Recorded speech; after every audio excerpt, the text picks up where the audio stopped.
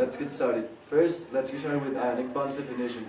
Ionic bonds are the complete transfer of valence electrons between atoms. Okay, for our first example, we will use sodium chloride, which is Na, and Ci, which is Cl, which is chloride.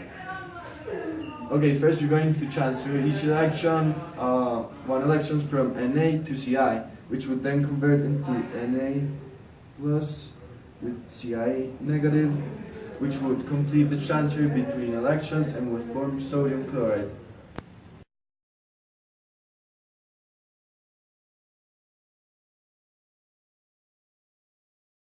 Let's continue. We're going to now continue with rules for naming the ionic compounds. So, first we have our step 1. The full name of the cation is listed first. FYI, cations are metals, so the full name of the cation is listed first. For step 2, the rule of the anion is second, followed by the suffix IDE. For example, carbon hydroxide, which ended IDE, that would be an example for step 2. Step 3, transition metals need a Roman numeral. So when we're talking about the Roman numeral, that rule is pretty self-explanatory because each transition metal needs a Roman numeral. And our step 4 must be in the simplest ratio. Its charges should always equal to 0. So for example, if we have two elements that have a charge of 2, 2 would be subtracted from each one, which would make it 0, and the charge should always be in 0. For our step 5, polyatomic ion names do not change, they always stay the same. For example, there are some examples, for example, with hydrogen and hydroxide.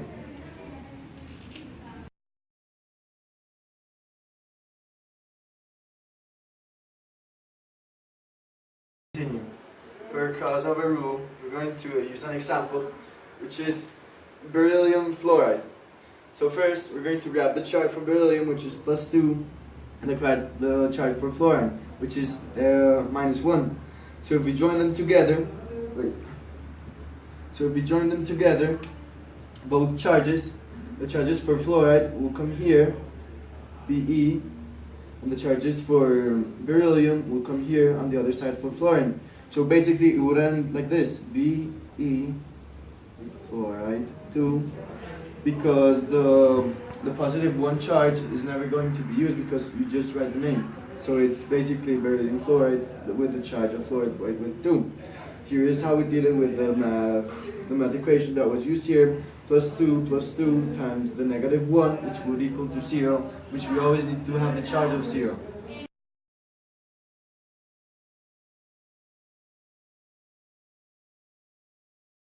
Our next example is with sodium nitrate. Here, for the crossover rule, sodium and nitrate. So when we look at sodium in the periodic table, we see that it has a charge of 1, and nitrate has a charge of -1. So when they are combined together, they will always equal the same thing, which is basically 0.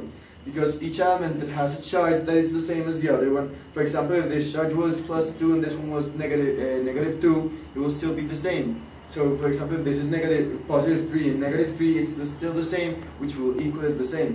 So when we look for sodium in the periodic table, it's Na, and when we look for nitrate, it's NO3, which is basically that's the crossover rule for this example.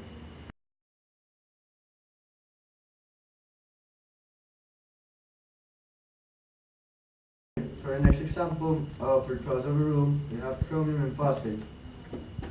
Chromium has a Roman numeral because it has more than one charge. So when we look up the charge for chromium, it's +2, and phosphate is -3. So when we're writing it, it's basically, just one second. It's basically the charge for chromium goes to the other side, and the charge for phosphate goes to this side, which is basically CrPO4-2. But so when we're writing the final answer, Cr3 and this one, we have to include parentheses because it can be a bit confusing where we're writing the charge of 2 of chromium and its original charge of phosphate, which was 4.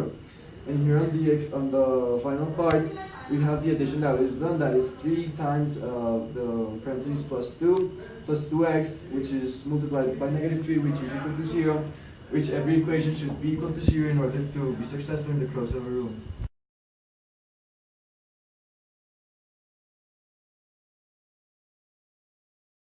For our next topic, we have covalent bonds. Covalent bonds are stable because the bonding atoms achieve noble gas configuration by sharing electrons, sharing their valence electrons. For example, here we have an example with hydrogen and fluoride, which when we search hydrogen, it has one charge, but it's here, one charge, and fluoride has 7. So when we pass the charge from hydrogen to fluoride, it completes the 8 electrons, which are then seen here, which completes the stable bonding atoms, which is basically our goal when we're using the covalent bonds.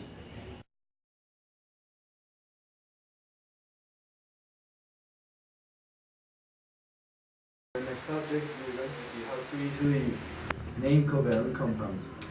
Okay, so here are the steps. So for the first step, we have to add IDE to the roof of the last metallic elements. For the second step, we need to use numeric prefixes. For the third step, we don't have to worry about the charges. They can be positive or negative. And for the fourth step, we need to use the periodic table all the time when we're checking for the both elements. Okay, so for the first example, we have nitrogen dioxide, which basically nitrogen represents this N, and oxide represents the O, and the D is the prefix for 2. So it's dioxide, which has O with a charge of 2.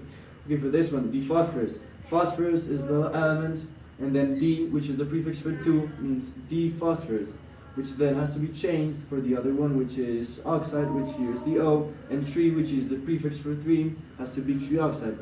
For the last example, we have ammonia. This is basically it's nitrogen hydroxide, but it's called ammonium, which has a positive charge of 3.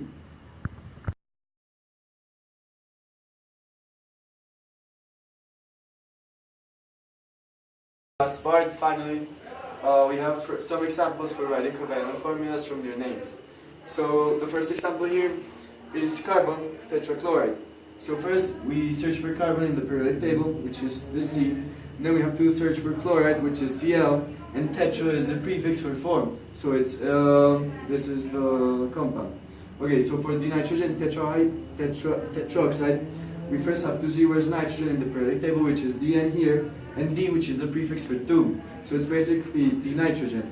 And for tetroxide, it's oxide, which is O, and tetra, which is the prefix for 4. So it's basically, this is the name for dinitrogen tetroxide. And for the last example, we have the hydrogen monoxide, which is D, the prefix for 2. Here it's seen hydrogen with D with 2. And monoxide, which is basically mono, which is 1, which is still the same, so it's basically 1. So it's the nitrogen monoxide. That's the basics for writing chemical names and formulas.